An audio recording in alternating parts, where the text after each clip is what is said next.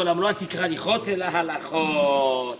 בוקר טוב, יום שלישי, יום שנכפל בו כי טוב. Deux fois il y a eu le mot de qui tov sur le mardi. Akadosh Baruch Hu, quand il a créé le monde, c'est marqué qu'il a vu que le jour il était qui tov. Deux fois c'est marqué sur le mardi. Donc le mardi c'est une très bonne journée pour les affaires, c'est une bonne journée pour monter aussi spirituellement. C'est un jour spécial de la semaine. Maintenant la halakha dit la chose suivante.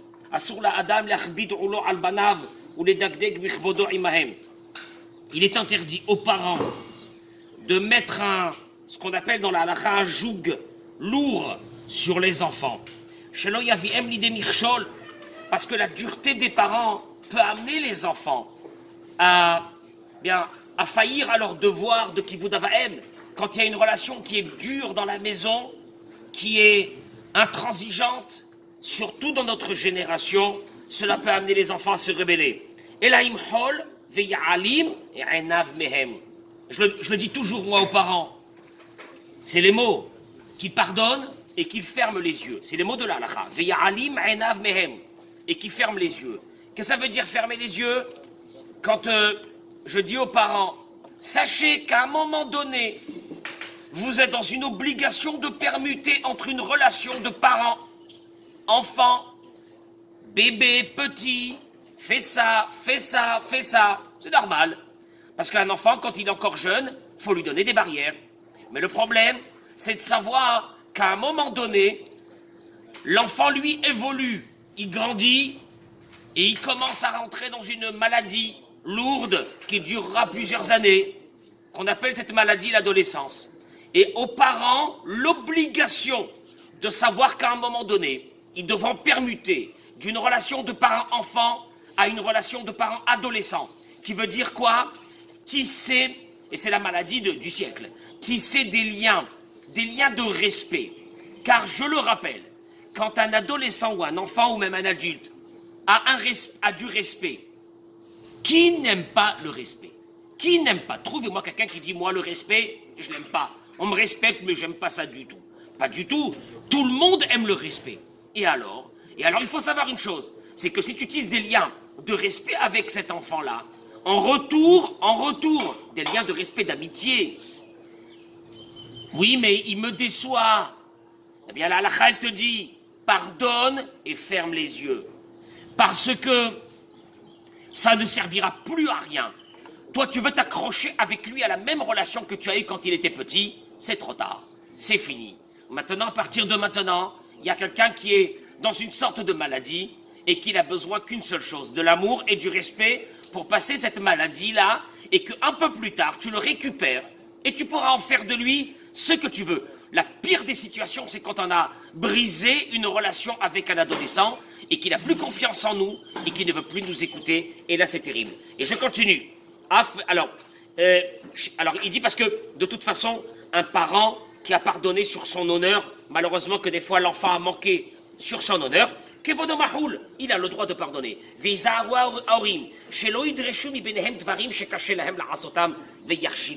Ne pas demander à un enfant, ne pas exiger d'un enfant quelque chose que tu sais que c'est très dur à faire. Parce que malheureusement, il ne va pas le faire. Et il ne va pas le faire, il va peut-être même te manquer de respect. Tu vas l'agresser.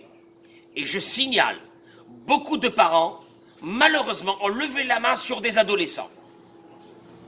Et l'adolescent, eh bien lui, pour se défendre, il a levé la main contre ses parents, ce qui est d'une gravité énorme. Mais encore une fois, c'est à nous, en tant que parents, de maîtriser, dans cette relation, de garder un équilibre. Je sais que c'est difficile, mais de garder un équilibre. Je vous assure, pour ceux qui nous écoutent, s'il y a du respect dans une maison avec un enfant, si un adolescent, tu le respectes et tu lui montres que tu l'aimes, même quand il est dans une situation de faiblesse, même quand il t'a déçu dans ses études, parce que c'est pas ça le plus important.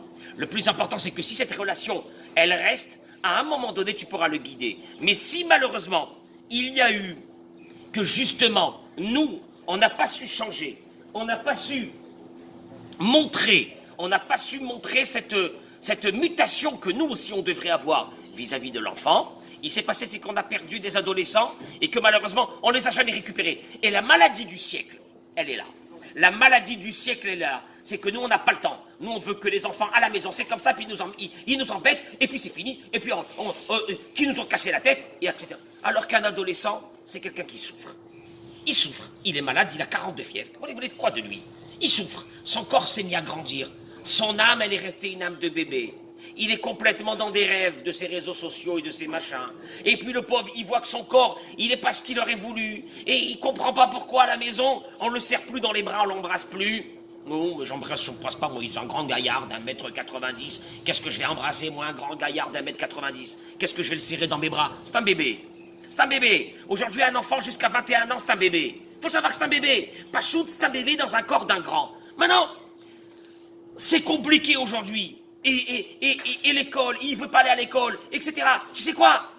Laisse passer ce moment, garde, tisse des liens extraordinaires avec lui. Ne rentre jamais dans une situation de dire je vais continuer, moi, à le diriger comme je l'ai fait quand il était petit. Je vous assure, c'est un signal d'alarme que je lance aujourd'hui à beaucoup de familles.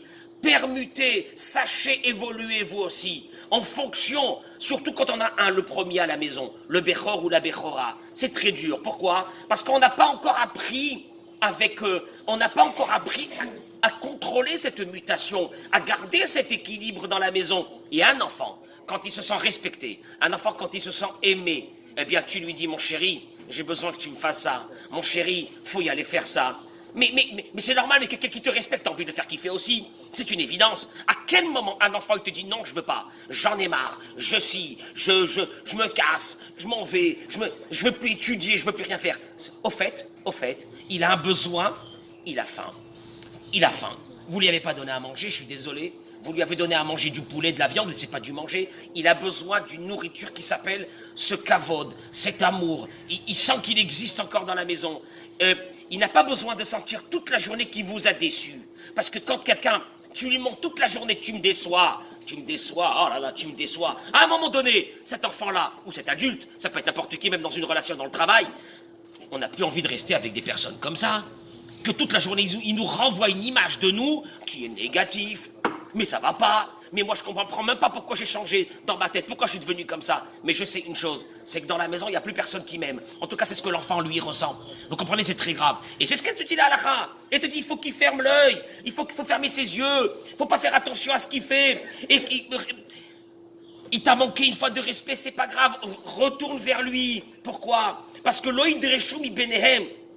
ולכן, אם האב צריך לאיזה שירות מבנו וחושש פן לא ישמע לו, לא יאמר לו בלשון ציווי. Quand un père a besoin de demander à son fils quelque chose, qu'il ne le dise pas avec un langage comment dirais-je, de tzivouille, d'ordre total. Et là, derrière Etzatova, mon chéri, mon fils, tu sais quoi, quand tu enrobes quelque chose d'une façon bien, on a envie de le faire. Mais quand tu viens, tu m'agresses comme ça, tu me sautes dessus, papa ou maman, tu m'as sauté dessus comme ça, moi j'ai pas envie de le faire. J'ai pas envie de le faire.